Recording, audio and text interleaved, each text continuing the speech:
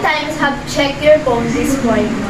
How many status updates have you posted on Twitter, Facebook, or Instagram?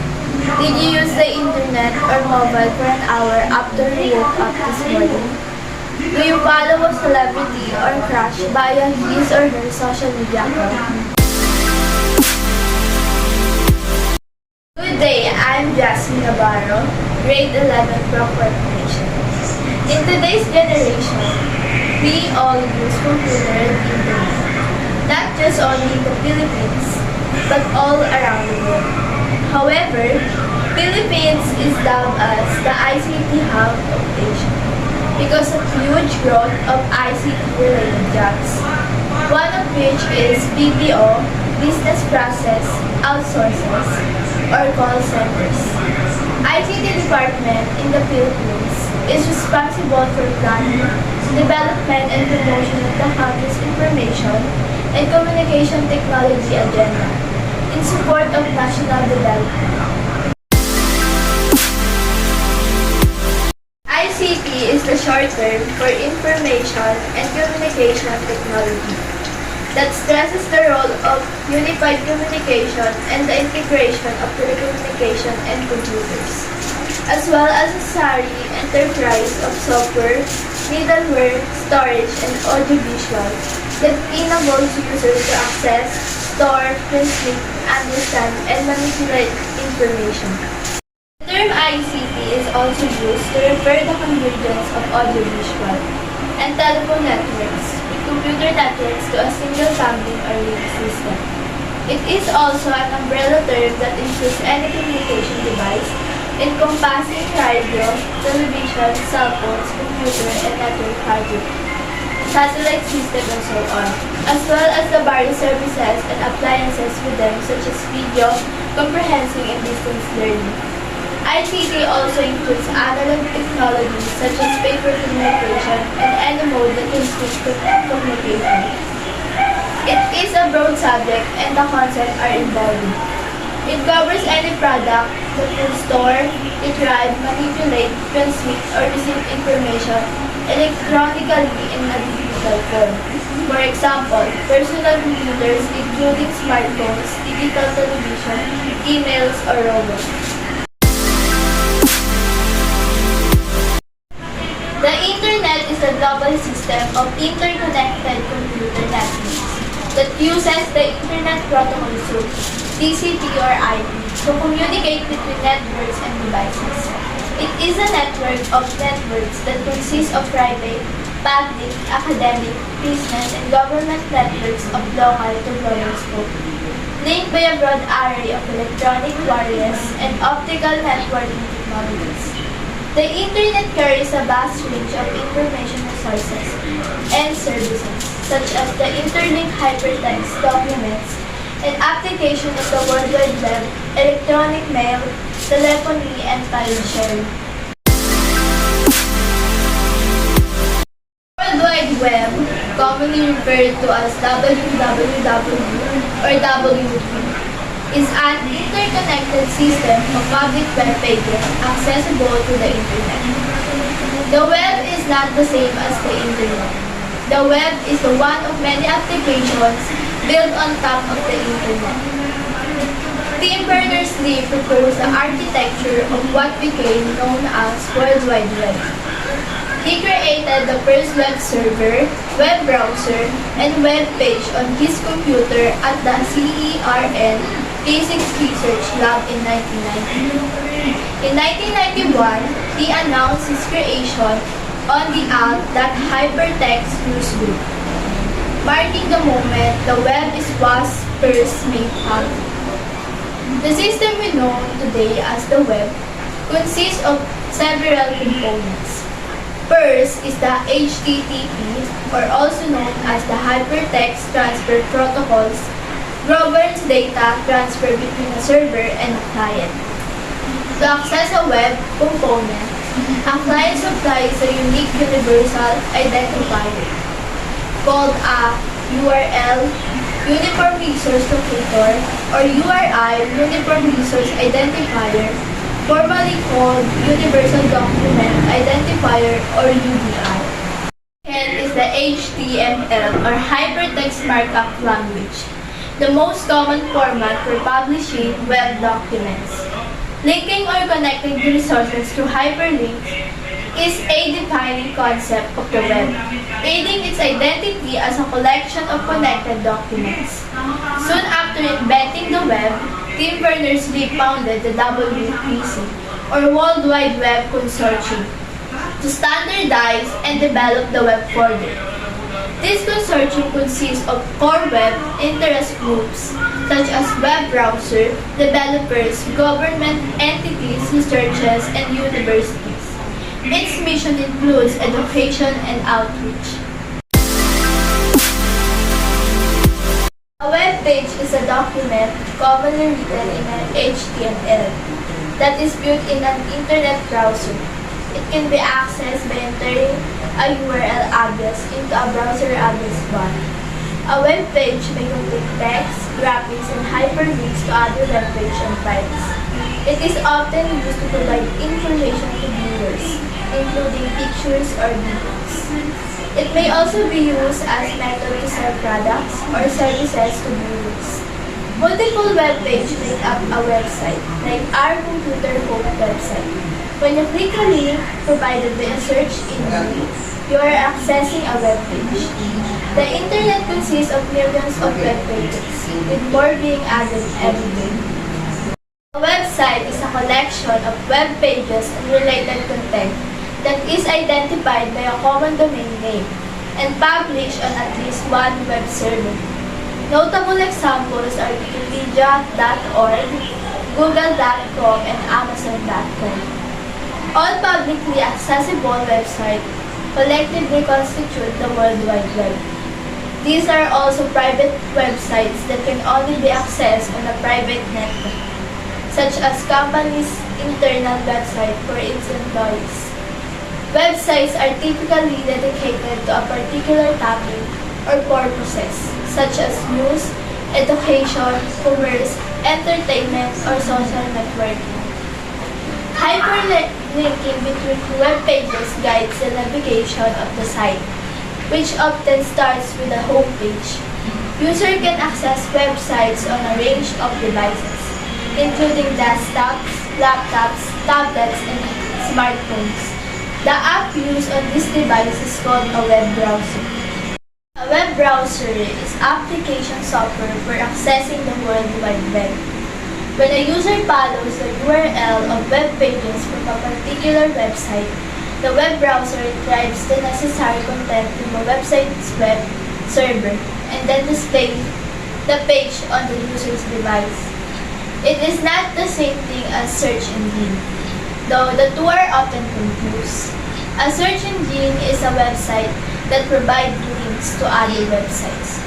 However, to connect to a website's server and display its web pages, a user must have a web browser installed.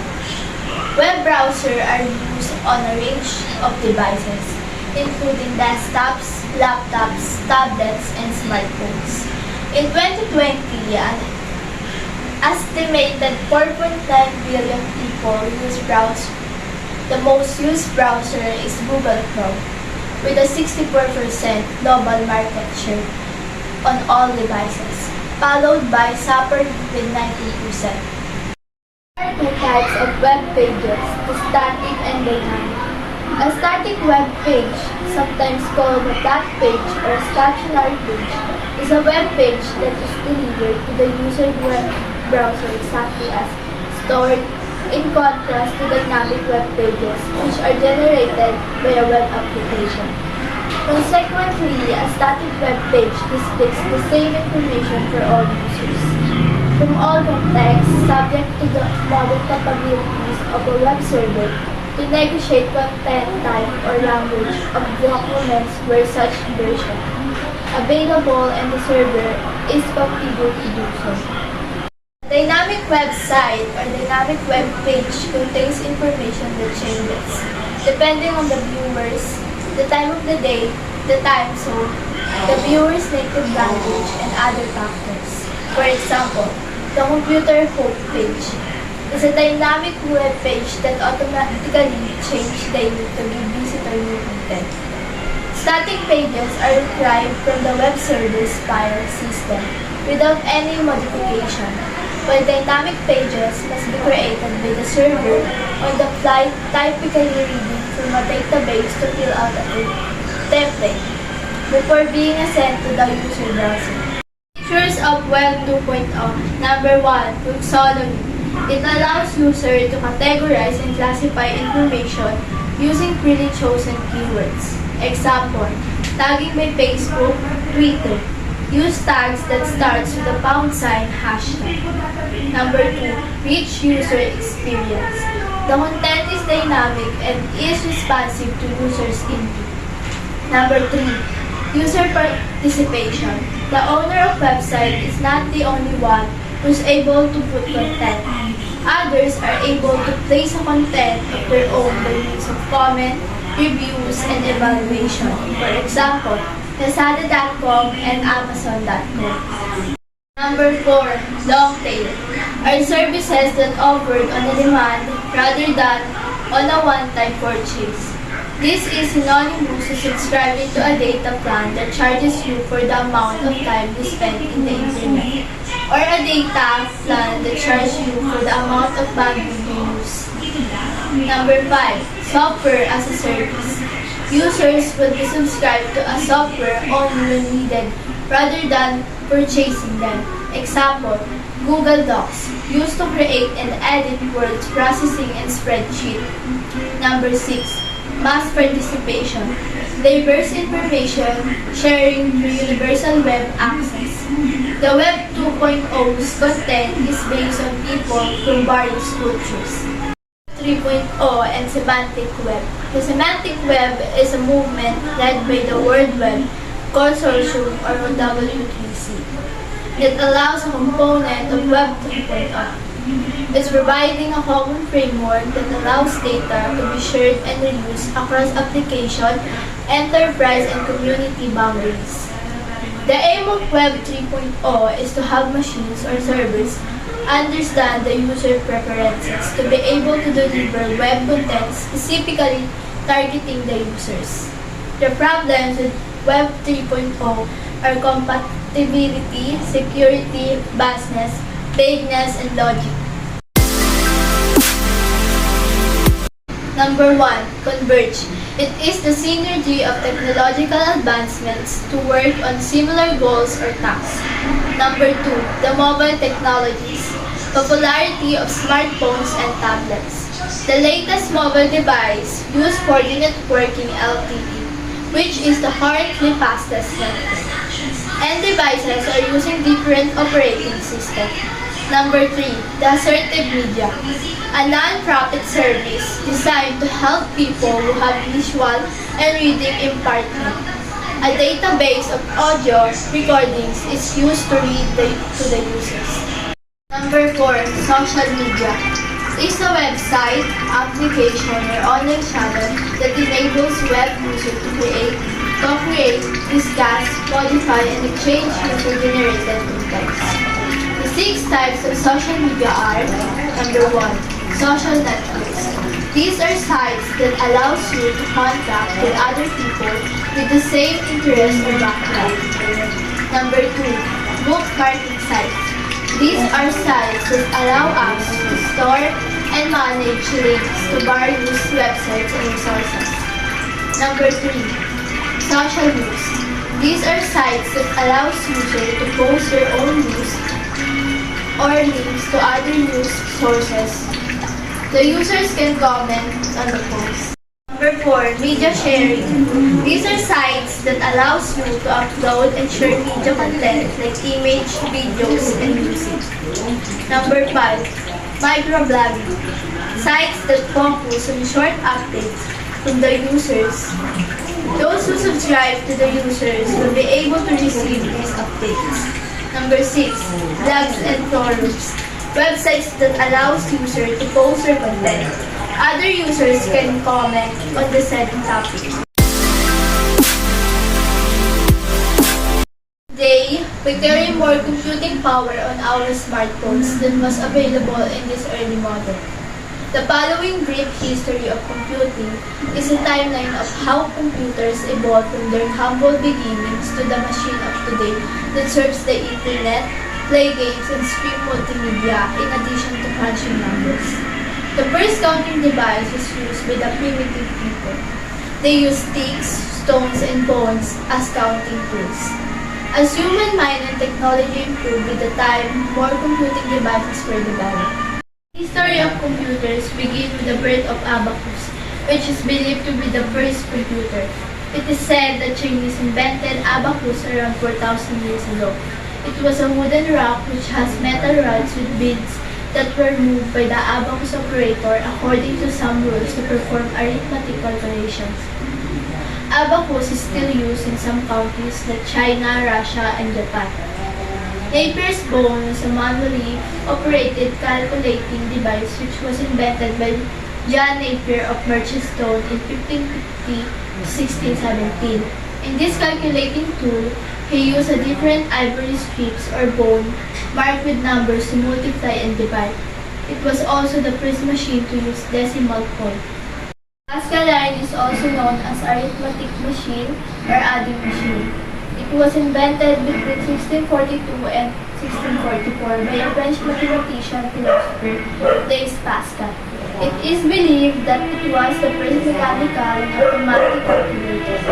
Pascal invented this machine to help his father, a tax accountant. It could only perform addition and subtraction. It was a wooden box with a series of gears and wheels.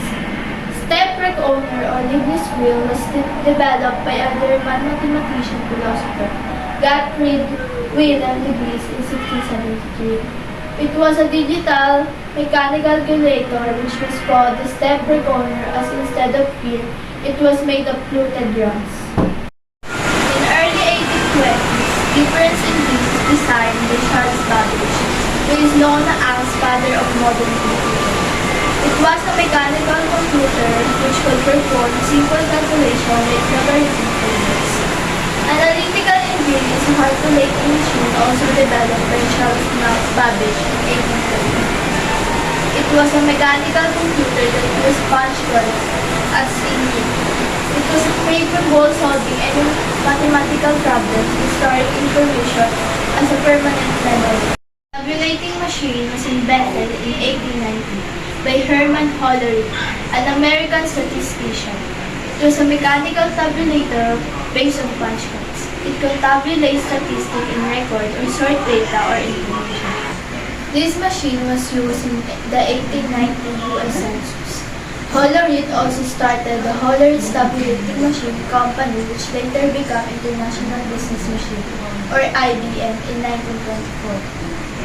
Differential analyzing was the first electronic computer introduced in the United States in 1930. It was an analog device invented by Vannevar Bush.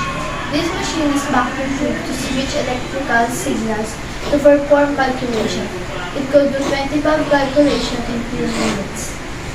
The next major changes in this history of computer began in 1937 when Howard Aiken planned to develop a machine that could perform calculation involving large numbers. In 1944, Mark I computer was built as a partnership between IBM and Harvard. It was the first programmable digital computer. First-generation computers in 1946 to 1959 were slow, huge, and expensive. In these computers, vacuum tubes were used to basic components of CPU and memory. These computers were mainly dependent on batch operating system and punch cards. Magnetic tapes and paper tapes were used as output and input devices in this generation. Some of the popular first-generation computers are ENIAC, Electronic Numerical Equator and Computer; EDVAC, Electronic Discrete Variable Automatic Computer; UNIVAC, Universal Automatic Computer; IBM 701 and IBM 650. The second generation, from 1959 to 1965, was the era of transistor computers. These computers used transistors were cheap, compact, and consuming less power. It made transistor computer faster than the first generation computers. In this generation, magnetic cores were used as the secondary storage, assembly language, and programming language like COBOL and Fortran, and batch processing and multi-programming operating system were used in these computers. Some of the popular second-generation computers are IBM 1620, IBM 1794, CDC 1604, CDC 3600, and Univac 1108. Third-generation computers use integrated circuits instead of transistors. A single IC can pack huge numbers of transistors, which increase the power of the computer and reduce the cost. The computers also became more reliable, efficient, and smaller size. The generation computers use remote processing, time sharing, and multi-programming as operating system. Also, the high-level programming languages like Fortran 2-4, COBOL, Pascal, Algol 68 were used in this generation. Some popular third-generation computers are IBM 360 series, Honeywell 6000 series, PDP, IBM 370 or 168, and TDC 316.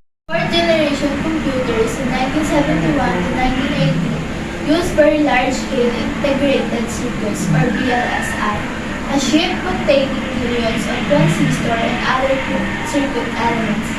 These chips made this generation computers more compact, useful, fast, and affordable. This generation computers use real-time, time-sharing, and distributed operating system. The programming languages like C, C++, VBase were also used in this generation. Some of the popular fourth-generation computers are DEC 10, Star 1000, PDP-11, Cray 1 supercomputer, and Cray XMP. In fifth-generation computer from 1980 till date, the VLSI technology was replaced with VLSI ultra-large-scale integration. It made possible the production of microprocessor chips with 10 million electronics components. This generation computers use parallel processing hardware and AI, artificial intelligence software. The programming language used in this generation were C, C++, Java, Net, and etc. Some of the popular fifth computers are desktops, laptop, notebook, ultrabook, and Chromebook. So, these are the history and generation of computer and the introduction to information and communication. Thank you and God bless.